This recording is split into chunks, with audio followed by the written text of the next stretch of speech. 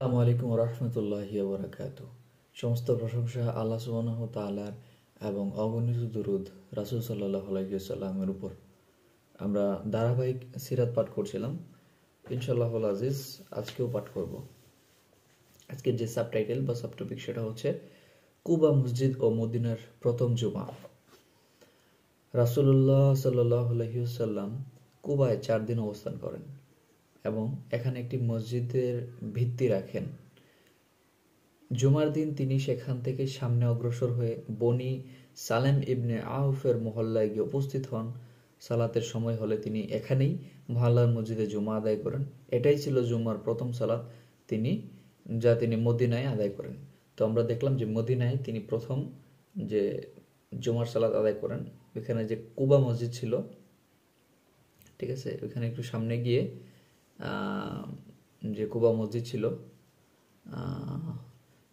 সামনে গিয়ে ওখানে গিয়ে জুম্মার ওই মহল্লার মসজিদে গিয়ে জুমার সালাত আদায় করেন। এটাই ছিল কি যে মদিনায় ওনার প্রথম জুমার সালাত আদায় করা আর কি। ওকে, তারপরের যে সাবটপিক বা সাবটাইটেল সেটা হচ্ছে আবু আইয়ুব আনসারি রাদিয়াল্লাহু তাআলা আনহু এর ঘরে। ওকে, দেখি এর ঘরে কি হয়েছে। ওনার ঘরে রাসূলুল্লাহ সাল্লাল্লাহু আলাইহি ওয়াসাল্লাম যখন শহরের পথ ধরে এসেছিলেন তখন প্রতিমধ্যে লোকেরা ছোট ছোট দলে বিভক্ত হয়ে হুজুর সাল্লাল্লাহু আলাইহি ওয়াসাল্লামের কাছে দরখাস্ত পেশ করে থাকে হযরত সাল্লাল্লাহু আলাইহি ওয়াসাল্লাম যেন তাদের ঘরে বাস করেন। তিনি তাদের ঘরের সম্মান, মর্যাদা ও সাজ সমান ও সংখ্যাসহ অবস্থান করুন। কখনো বা তারা অতি আগ্রহ ভরে উটের রশি ধরে টানছিল। তিনি তখন বলছিলেন, ওকে যেতে দাও, ও তো আল্লাহর পক্ষ থেকে আদিষ্ট। আচ্ছা, এমনটি কয়েকবারই হয়েছিল। উটের রশি ধরে যখন টানছিল তখন তিনি বলছিলেন, ওকে যেতে দাও, আল্লাহর পক্ষ থেকে আদিষ্ট। রাসূলুল্লাহ সাল্লাল্লাহু আলাইহি সাল্লাম বনি নাজ্জারের মহল্লা দিয়ে অতিক্রম করছিলেন। তখন মহল্লার ছোট্ট শিশু ও কিশোরীরা নিচের কবিতা আবৃত্তি করছিল। ওকে, এখানে একটা ফ্রন্ট নোট আছে, সেটা একটু পড়ি, দেখি কি বলছে। স্বয়ং এই কবিতাটিতেও অভ্যন্তরীণ সাক্ষ্য পাওয়া যায় এই কৃতজ্ঞতা ও আনন্দগীত যে সময় গাওয়া হয়েছিল যখন তিনি প্রথম মদিনায় পা রাখছিলেন, পা রাখার সময়টা গাওয়া হয়েছিল। কবিতার স্বতঃস্ফূর্ততা, আবেগ, বিশেষ করে কবিতার শেষ পঙ্ক্তিটি বলে দিচ্ছে যে এটি তখনই আবৃত্তি করা হয়েছিল যখন মদিনাবাসী রাসূলুল্লাহ সাল্লাল্লাহু আলাইহি সাল্লামকে প্রথম দেখার সৌভাগ্য লাভ করেছিল। যদি তাবুক যুদ্ধের সময় এটি পঠিত হয়ে থাকে, যা কিছু বিশুদ্ধ বর্ণনা দেখা যায়, তবে তা সম্ভব নয়। এ ধরনের কবিতা পুনর্পাঠ বিরল নয়। আচ্ছা, কি ছিল কবিতাটি? এরকম ছিল, আমরা নাজ্জার গোত্রের মেয়ে, কি সৌভাগ্য আমাদের, মুহাম্মদ আমাদের প্রতিবেশী। এই কয়েকটা লাইন ছিল এরকম। এভাবে চলতে থাকে যখন বনি মালিক ইবনে আন নাজারের ঘর পর্যন্ত পৌঁছলেন, তখন উটনি এক স্থান যেখানে আজ মসজিদে নববীর দরজা উপস্থিত আপনা আপনি বসে পড়ল। সে সময়ে সেখানে খেজুরের একটি বাগান ছিল। জায়গাটি ছিল বনি নাজারের দুটি এতিম বালকের। রাসূলুল্লাহ সাল্লাল্লাহু আলাইহি ওয়াসাল্লামের মাতৃকুলের দিক দিয়ে তাদের আত্মীয়তার সূত্র ছিল। রাসূলুল্লাহ সাল্লাল্লাহু আলাইহি ওয়াসাল্লাম উটনির পিঠ থেকে নেমে আসেন। আবু আইয়ুব আনসারী রাদিয়াল্লাহু তাআলা আনহু তখনই তার সম্মানপত্র নামিয়ে বাসায় যান। যখন রাসূলুল্লাহ সাল্লাল্লাহু আলাইহি ওয়াসাল্লাম এখানেই থাকেন, আবু আইয়ুব আনসারী রাদিয়াল্লাহু তাআলা আনহু হুজুর আকরাম সাল্লাল্লাহু আলাইহি ওয়াসাল্লামের মেহমানদারি, সেবা যত্ন, ভক্তি সম্মান প্রদর্শনে কোনো ত্রুটি রাখেননি। রাসূলুল্লাহ সাল্লাল্লাহু আলাইহি ওয়াসাল্লাম আবু আইয়ুব রাদিয়াল্লাহু তাআলা আনহু এর দ্বিতল ঘরের নিশ্চলে থাকেন, কিন্তু এতে রাসূলুল্লাহ সাল্লাল্লাহু আলাইহি ওয়াসাল্লামের প্রতি অবমাননা হবে। এজন্য তিনি নিজের ব্যবহৃত দ্বিতল রাসূলুল্লাহ সাল্লাল্লাহু আলাইহি ওয়াসাল্লামের জন্য ছেড়ে দিতে ইচ্ছে করেন।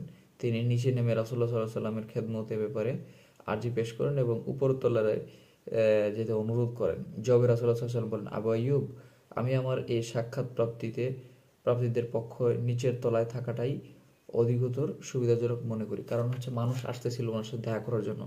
সো নিচতলাটাই আসলে সমীচীন ছিল ওনার জন্য থাকা, যে উপরতলায় বারবার হয়তো নামতে হবে বা যারা দেখা করতে আসছে তাদেরকে উঠতে হবে।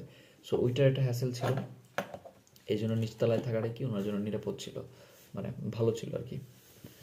ওকে, আবু আইয়ুব রাদিয়াল্লাহু আনহু এর অবস্থা তেমন সচ্ছল ছিল না, কিন্তু আজ স্বয়ং তারই পরিবারে হুজুর আকরাম সাল্লাল্লাহু আলাইহি সাল্লাম থাকছেন বলে তার খুশি শেষ ছিল না। এ বিরল ও দুর্লভ সম্মান ও সৌভাগ্যের যে আল্লাহ তাআলা দান করছেন, কৃতজ্ঞতা প্রকাশ করার তার ভাষা অক্ষম ছিল। প্রেম ও ভালোবাসা, খেদমত, আদব শেখায়। আবু আইয়ুব আনসারী রাদিয়াল্লাহু তাআলা আনহু বলেন, আমরা রাসূলুল্লাহ সাল্লাল্লাহু আলাইহি ওয়াসাল্লামের রাতের খাবার তৈরি করে পাঠাতাম।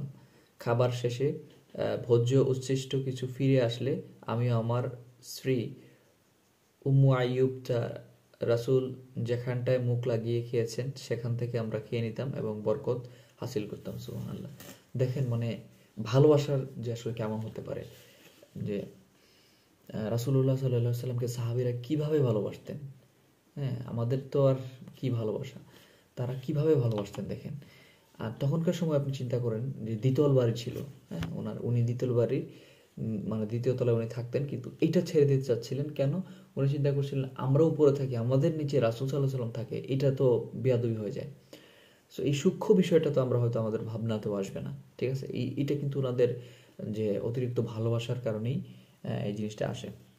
আচ্ছা দেখি, রাসূলুল্লাহ সাল্লাল্লাহু আলাইহি সাল্লাম নিচতলায় থাকতেন আর আমরা থাকতাম উপর তলায়। একবার পানি রাখার মশকটা ভেঙে যায়, ফলে আমি আর উম্মু আইয়ুব আমাদের পরিধে একমাত্র চাদর দিয়ে গড়িয়ে পড়া পানি শুষে নিচ্ছিলাম। কোনোভাবেই যেন গড়িয়ে নিচে অবস্থানরত আল্লাহ রাসূল সাল্লাল্লাহু আলাইহি সাল্লামের কষ্টের কারণ হয়। সুবহানাল্লাহ। দেখেন যে কোনোভাবেই যেন রাসূল সাল্লাল্লাহু আলাইহি সাল্লাম কষ্ট না পান, ঠিক আছে। আবার রাসূল সাল্লামের মানে খাবার খাচ্ছিলেন, তারপরে কোনোভাবেই যেন তিনি কষ্ট না পান, সেজন্য কি করছিলেন, সেজন্য হচ্ছে যে রাসূল সাল্লাল্লাহু আলাইহি সাল্লাম নিচতলায় থাকতেন, উপরতলায় যখন পানি মশক ভেঙে যায় কি করলেন, কাপড় দিয়ে পানি শুকিয়ে দিলেন, যে কোনো পানি যেন নিচে পড়তে না পারে। নিচে পড়লেই তো সেটা রাসূল সাল্লাল্লাহু আলাইহি সাল্লামের উপর হইতে পড়বে, তার কষ্টের হয়তো কারণ হবে। এই জিনিসটা তারা চাচ্ছিল না। সো এই থেকে আমরা শিখতে পারি যে রাসূলের প্রতি, নবীর প্রতি যে ভালোবাসা, এই ভালোবাসাটা ভেতর থেকে আসে, এই ভালোবাসাটা আল্লাহ প্রদত্ত। সো আমরা চেষ্টা করবো রাসূলকে ভালোবাসার, আল্লাহর কাছে চাইবো, সাহায্য প্রার্থনা করবো যে আল্লাহ যেন আমাদের ভেতরটাকে সেইভাবে বানিয়ে দেয় যেন আমরা রাসূলকে ভালোবাসতে পারি, সেইভাবে ভালোবাসতে পারি যেভাবে ভালোবাসা উচিত। তো আজ আর নয়, যদি বেঁচে থাকি ইনশাল্লাহ আগামীকালকে কথা বলবো সিরাত নিয়ে। সেই পর্যন্ত সবাই ভালো থাকুন, প্লিজ দোয়া করবেন আল্লাহর এই পাপী বান্দাকে যেন আল্লাহ নাজাতের ব্যবস্থা করে দেন, এবং আপনাদের জন্য দোয়া রইল। এবং যারা মারা গেছেন আল্লাহ সুবহানাহু ওয়া তাআলা তাদের কবর আযাব মাফ করে দিক এবং তাদেরকে জান্নাতুল ফেরদৌস দান করুক। আমি যেরকম এই দোয়াগুলা বা কথাগুলা বলছি প্রতিনিয়ত, আপনাদের কাছে বিনীত অনুরোধ থাকবে, ধরেন আমি যদি মারা যাই, মারা গেলেই তো মানুষ অসহায়, আমি মারা যাই মানে কি, তখন আমি সবচেয়ে বেশি অসহায়। আমি জানি না আসলে কবরে আমার সাথে কি ধরনের আচরণ করা হবে। হ্যাঁ, উমর রাদিয়াল্লাহু তাআলা আনহু যদি কবরকে ভয় পান, আমি তো কিছুই না, ঠিক না। আপনারা তো জানেন যে মৃত্যুর সময় উমর রাদিয়াল্লাহু তাআলা আনহুকে যখন জিজ্ঞেস করা হচ্ছে, আলী রাদিয়াল্লাহু তাআলা জিজ্ঞেস করছেন যে ইয়া উমর, আপনি কি মানে মৃত্যুকে ভয় পাচ্ছেন? তো না, উমর রাদিয়াল্লাহু তাআলা বলছেন, না আমি মৃত্যুকে ভয় পাচ্ছি না, আমি ভয় পাচ্ছি মৃত্যুর পর আমার সাথে কবরে কি ধরনের আচরণ করা হবে সেটাকে।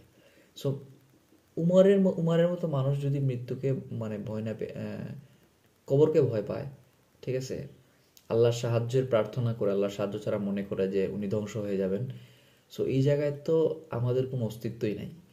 সো এই জন্য আসলে আল্লাহর দয়া ছাড়া নড়ার কোনো পথ নাই, এবং দোয়া চাই, দোয়া করতে হবে। যারাই মারা গেছেন দোয়া ছাড়া আসলে তেমন কিছু করার নেই, ঠিক আছে। সো দোয়া করবেন ইনশাল্লাহ। সবাই ভালো থাকুন, সুস্থ থাকুন। আসসালামু আলাইকুম ওয়া রাহমাতুল্লাহি ওয়া বারাকাতুহু।